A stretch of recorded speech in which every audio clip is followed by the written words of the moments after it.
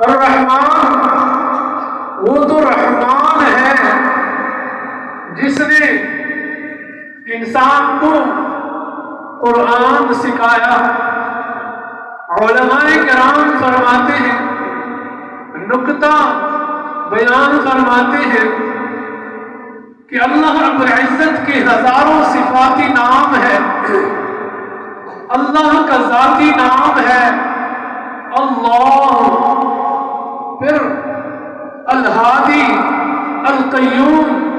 قرآن مجید کے آگے، قرآن مجید کے اندر جتنے نام ہیں، تمام ناموں میں اللہ رب العزت نے تعلیم قرآنی کا فاعل الرحمن بنایا کہ رحمان نے قرآن کی تعلیم دے دی، اشارہ فرمایا کہ وہ میرا بندہ نہایت رحیم و کریم ہوگا جو اپنے بچوں کو قرآن کی تعلیم دے گا۔ میرے دوستو، رحمان نے قرآن کی تعلیم دے دی، جو والدین، جو باپ، جو والدہ، جو بھائی، جو چچا اپنے بیٹے کو، اپنے بھتیجے کو، اپنے بھائی کو قرآن کی تعلیم دے گا، وہ بھی رحیم ہوگا، اس کے اندر رحمت ہوگی، اس کو اللہ نے رحمت کا عطیہ دیا ہوگا۔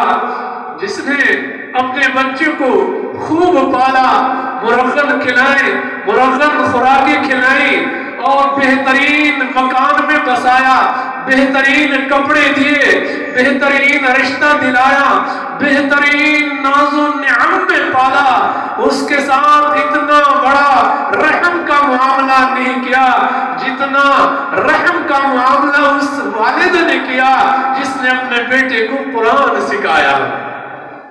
مولانا روم رحمت اللہ علیہ ایک واقعہ ذکر کرتے ہیں کہ ایک نوجوان تھا، اپنے والد نے اس کو خوب پالا، بہترین خوراکیں، بہترین پوشاک، بہترین لباس، بہترین بنگلہ، بہترین مکان، بہترین رشتہ، اور دن رات اس کی خدمت کی، خوب پالا، تنومند کیا، صحت مند کیا، اور بڑا ہی طاقتور نوجوان پہلوان بنایا۔ بیٹے نے کہا، ابا جی اب آپ بوڑھے ہو چکے ہیں، اب کمانے میں نکلوں گا، اب میں جاؤں گا، اب میں کما کے لاؤں گا۔ والد ذرا ذہین تھا، کہاں بیٹھے، میں نے آپ کے اوپر کوئی بڑا احسان نہیں کیا، میں نے آپ کے ساتھ بہت بڑی رحمت کا معاملہ نہیں کیا، آپ باہر نہ جائے، میں نے آپ کو سکلز، حقیقی ہنر، حقیقی پیشہ، حقیقی تعلیم آپ کو نہیں دی۔ بیٹے نے اصرار کیا کہ نہیں، میرے بازوؤں کو دیکھے، میری صحت کو دیکھے، میری جوانی کو دیکھے، میری پہلوانی کو دیکھے، میں کما کے لاؤں گا۔ میرے دوستو، وہ چلے گئے، کشتی کا سفر تھا، کشتی میں بیٹھ گئے، کشتی چل پڑی، جب درمیان یعنی سمندر کے بیچ میں آ گئی تو اس ملاح نے، ناخدا نے، ڈرائیور نے کرایہ مانگا کہ کرایہ دے دو۔ اس نوجوان پہلوان نے کہا میں نہیں دیتا۔ اس غریب ملاح نے کہا کیوں نہیں دیتے؟ کہتا بس نہیں دیتا۔ وہ نوجوان اپنے دل میں بڑا خوش ہو رہا تھا کہ آج میری طاقت کا پہلا نتیجہ میرے سامنے آ گیا، میں نے کرایہ بچا لیا، میں نے پیسہ بچا لیا۔ اس ملاح نے، ناخدا نے بات کو دل میں رکھا۔ جب بیچ سمندر میں آ گئے تو سمندر کی کشتی کے لیے ایک ایسا ستون کھڑا کیا جاتا ہے سمندر کے اندر، اگر کوئی خرابی آ جائے تو اس کے ساتھ کشتی کو باندھ کے کشتی کی مرمت کی جاتی ہے۔ ملاح نے کہا، اس ناخدا نے کہا کہ کوئی نوجوان ہے، پہلوان ہے جو اس ستون پہ چڑھ جائے اور یہ رسی پکڑ لے تاکہ ہم جلدی مرمت کر سکے، باندھنے کی نوبت نہ آ جائے، تھوڑی سی خرابی آئی ہے۔ اس نوجوان کو بڑا گھمنڈ تھا، اپنی طاقت پہ ناز تھا، کہا مجھے ایک رسی حوالہ کر دو، چھڑ بیٹھا اس ستون کے اوپر۔ میرے دوستو،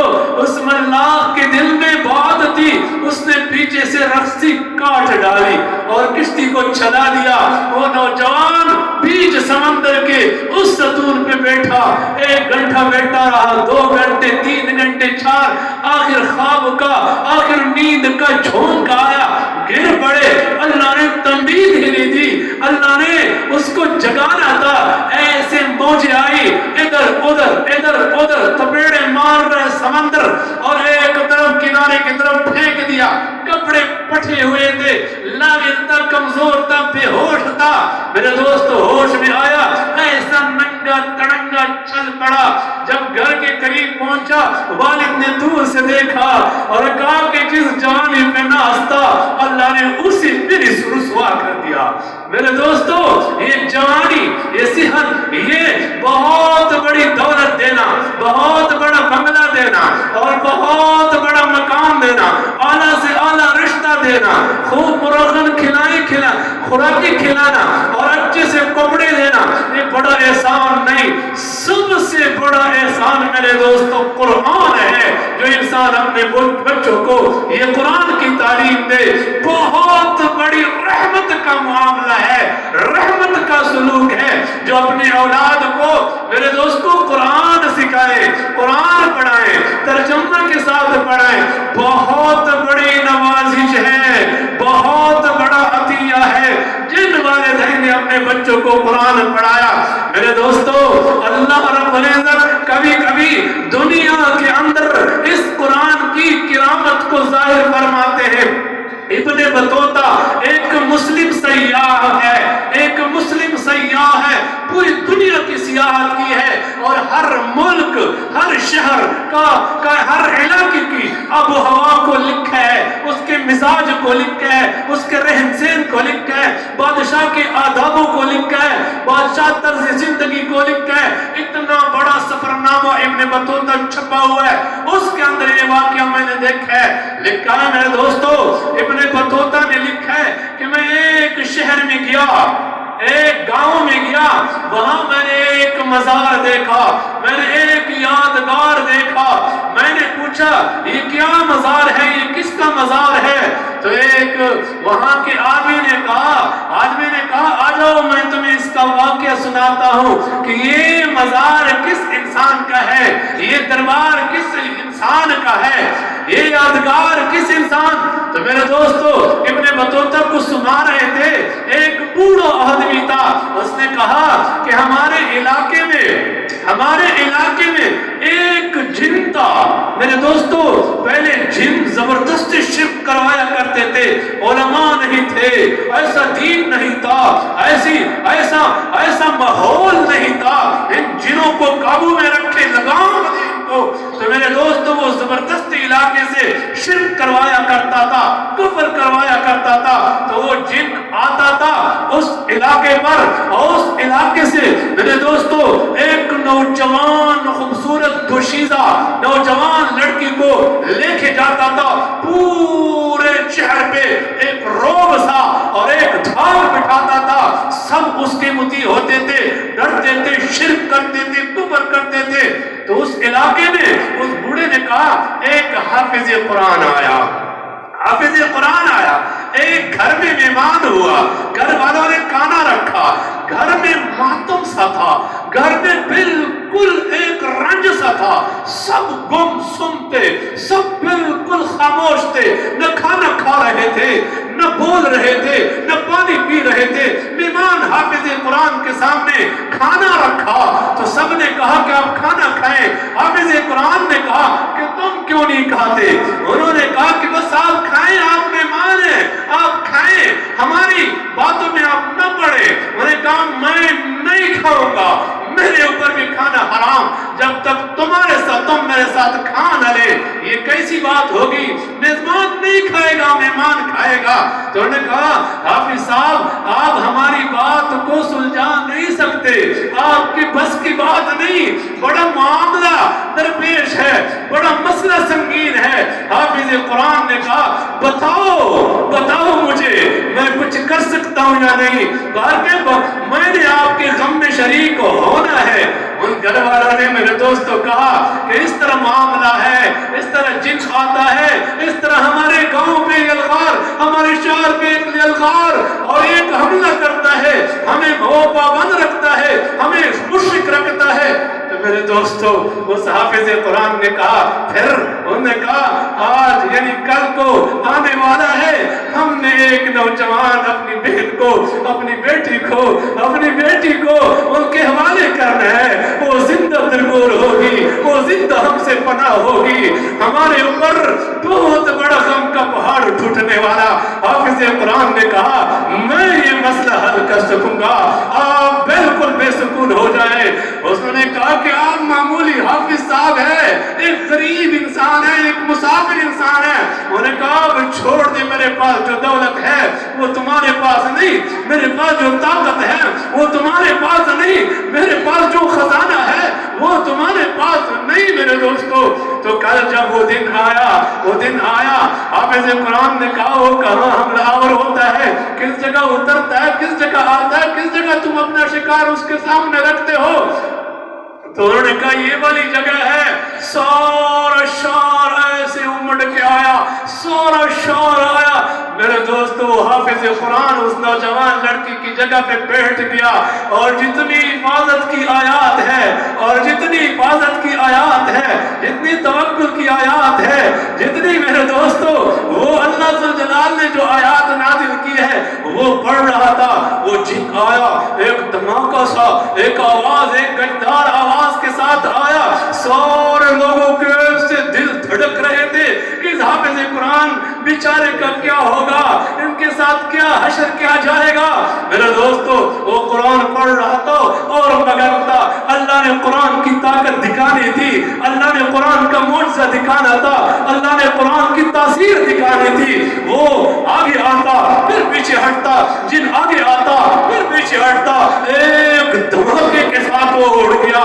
اللہ نے پورے گاؤں کو نجات دی، سب نے کلمہ پڑھا، سب حقیقی مسلمان بن گئے۔ جب تک وہ زندہ رہے اپنے پیر و مرشد کی طرح رکھتے، جب وہ وفات ہو گئے ایسی ایک یادگار ہم نے بنا دی، اس بوڑھے نے بات بتا دی۔ تو میرے دوستو دولت یہ ہے، طاقت یہ ہے، رحمت یہ ہے، جب آپ اپنے بچے کے ساتھ اتنی مہربانی کرتے قرآن سکھاتے ہیں۔ کیا دولت ہے، کیا دولت ہے، یہ مال عمل سب کچھ لے جائے گا۔ میرے دوستو سب سے بڑا اکرام، سب سے بڑا احسان، سب سے بڑی رحمت یہ ہے کہ آپ اپنے بچوں کو قرآن سکھائیں، قرآن سکھائیں، قرآن مجید سکھائیں، قرآن مجید سکھائیں۔ اولا PhD کرا دی، MPhil کرا دیا، بڑا اسپیشلائزیشن کرا دی، بہت بڑا ڈاکٹر بنا دیا، بہت بڑا منسٹر بنا دیا، اتنا بڑا عظیم انسان بنایا کہ اس سے بڑا عہدہ نہ ہو۔ میرے دوستو یہ بڑا احسان نہیں ہے، بڑا احسان نہیں ہے۔ اپنے بچوں کی قبر کو برباد کر دیا اور اپنے اس بیچارے اس ضعیف ڈھانچے پر بھی لعنت بھیج دی۔ میرے دوستو یہ واقعہ میں بار بار بیان کرتا ہوں۔ میرا ایک بھائی ہے مولانا عبدالقیوم، میرے دوستو انہوں نے یہ واقعہ سنایا، کہتا اس کراچی میں ایک IGP تھا۔ IGP بہت بڑا پولیس کا افسر ہوتا ہے، بہت بڑا پولیس کا آفیسر ہوتا ہے، پورے ڈویژن کا یا صوبے کا ہوتا ہے۔ میرے دوستو ایک دفعہ اس کے دل میں یہ بات آئی کہ میں نے اپنے والد کی قبر پہ جانا ہے۔ تو میرے دوستو اپنے گارڈ کو، اپنے ڈرائیور کو کہا لے جاؤ مجھے قبرستان لے چلو۔ میرے دوستو ڈرائیور نے گاڑی سٹارٹ کر دی، یہ بیٹھ گیا IGP، بیٹھ گئے، چلے گئے قبرستان، چلے گئے قبرستان میں متولی سے کہا، وہ مجاور سے کہا قبرستان میں۔ میرے دوستو قبرستان کے جو وہاں کا جو ہوتا ہے متولی ہوتا ہے، اس سے پوچھا میرے باپ کی قبر کہاں ہے؟ اس نے کہا آپ کے والد صاحب کا نام کیا؟ وہ شرابی تھا، اتنی شراب اور شراب کے نشے میں مست تھا کہ والد کا نام یاد نہیں آ رہا تھا۔ ڈرائیور سے پوچھا، اس کو بھی یاد نہیں تھا۔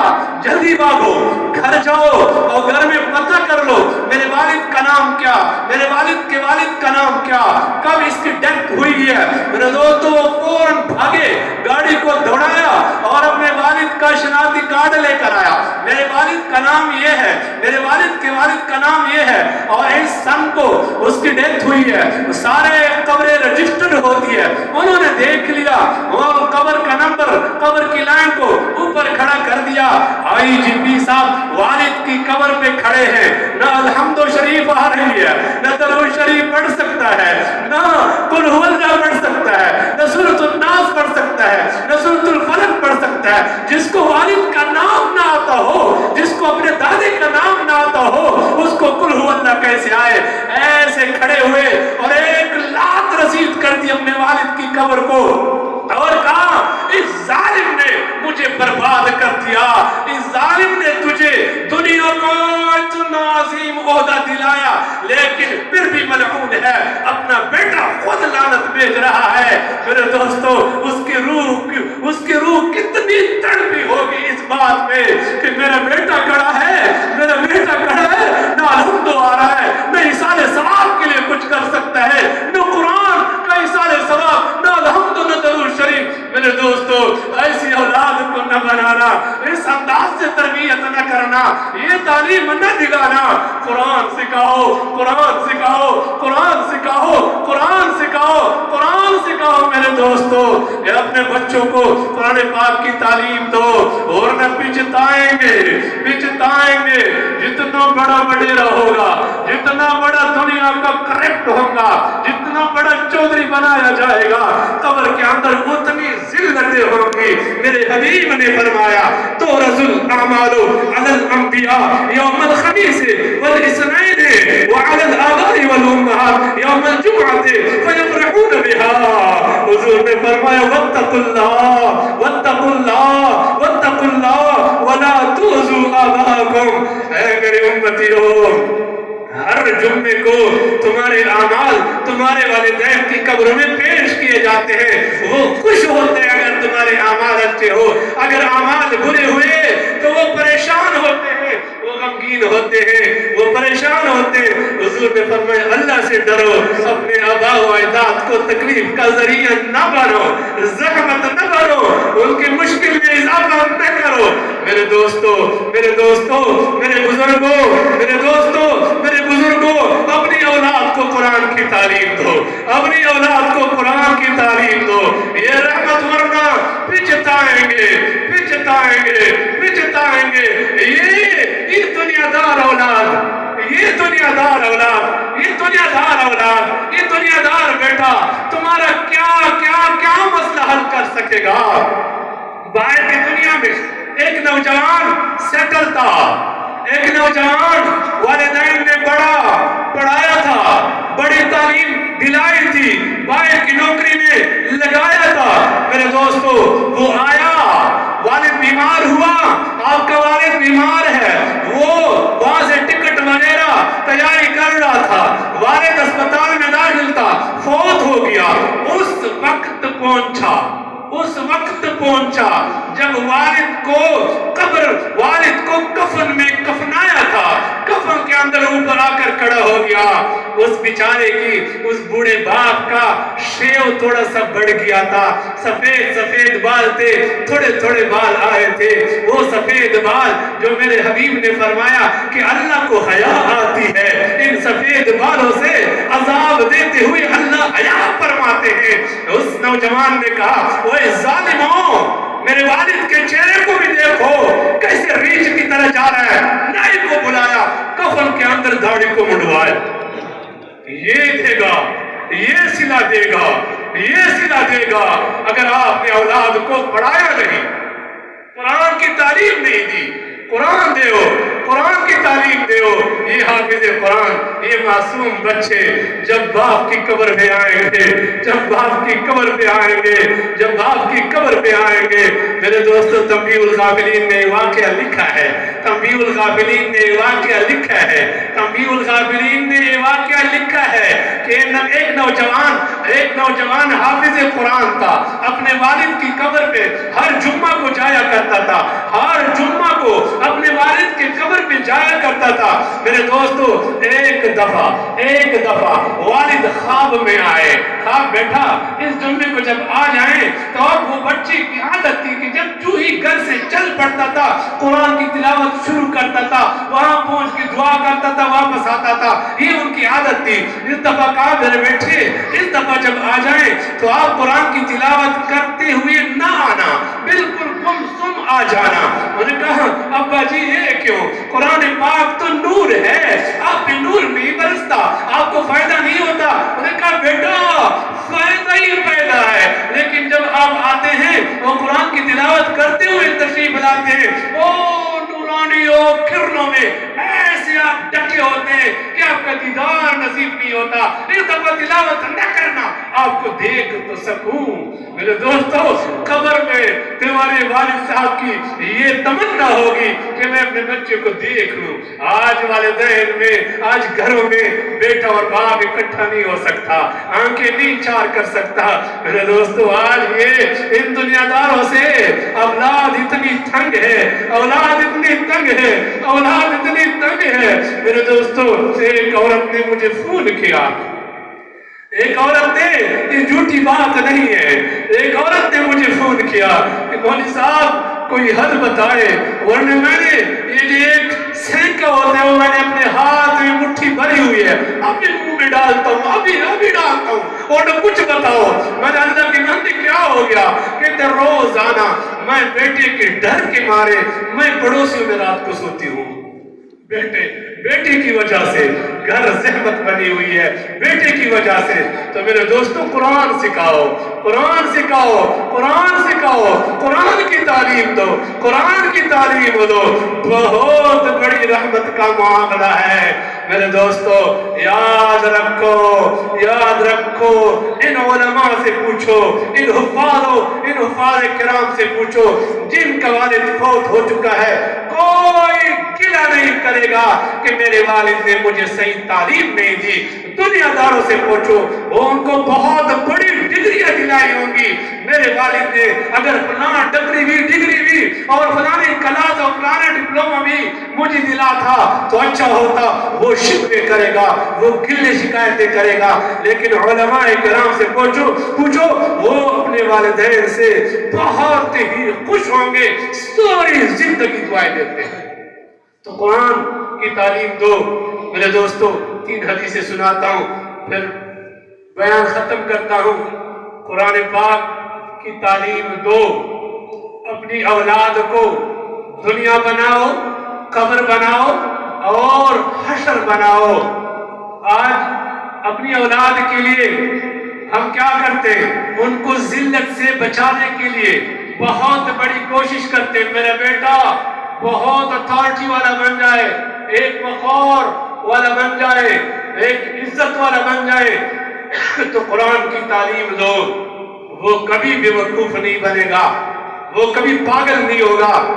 آج بھی میں نے ایک ختم تھا ہماری مسجد میں، یہی بات میں نے کی کہ میرے دوستو جو انسان اپنے بیٹے کو، اپنی اولاد کو قرآن کی تعلیم دے گا اور قرآن سیکھے گا، وہ موت تک عاقل رہے گا، وہ پاگل نہیں ہوگا، اس کو جنون نہیں ہوگا، اس کا دماغ شاٹ نہیں ہوگا۔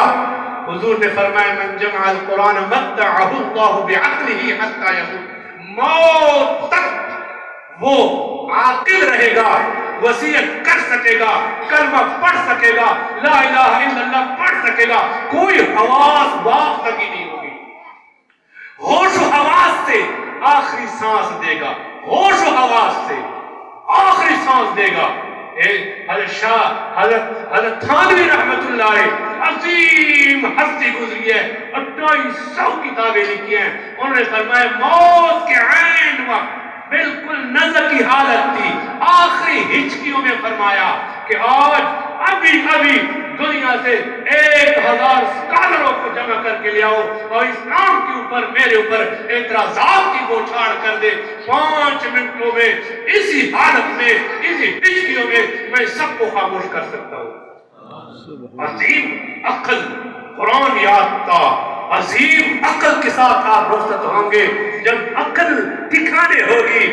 میں نے آج یہ بات بتائی، ڈاکٹر نور تا نشتر اسپتال کا پروفیسر تھا ملتان کا، وہ تبلیغ میں لگا، انہوں نے ایک رسالہ لکھا، انہوں نے اس میں لکھا ہے کہ 98 میرے ٹیبل کے اوپر 100 آدمی مر گئے، میری آنکھوں کے سامنے میں ایک سروے کر رہا تھا، تو 100 آدمیوں میں 98 بغیر کلمہ کے چلے گئے، 2 کو کلمہ نصیب ہوا، اور 98 کوئی گالی دے رہا تھا، کوئی ناول مانگ رہا تھا، کوئی مویشی اور ڈنگر اور مویشی اور بھینس اور گایوں کی بات کر رہا تھا، اسی پہ رخصت ہو گئے۔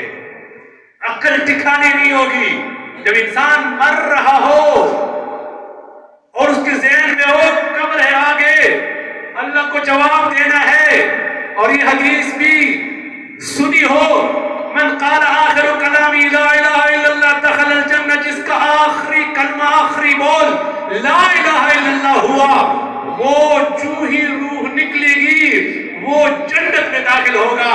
یہ بات بھی ذہن میں ہو، پھر جو گالیاں دے تو عقل ٹھکانے نہیں، تو قرآن سکھاؤ، من جمع القرآن متعہ اللہ بعقلہ حتی یموت، موت تک تمہارے بیٹے کی عقل ٹھکانے رہے گی۔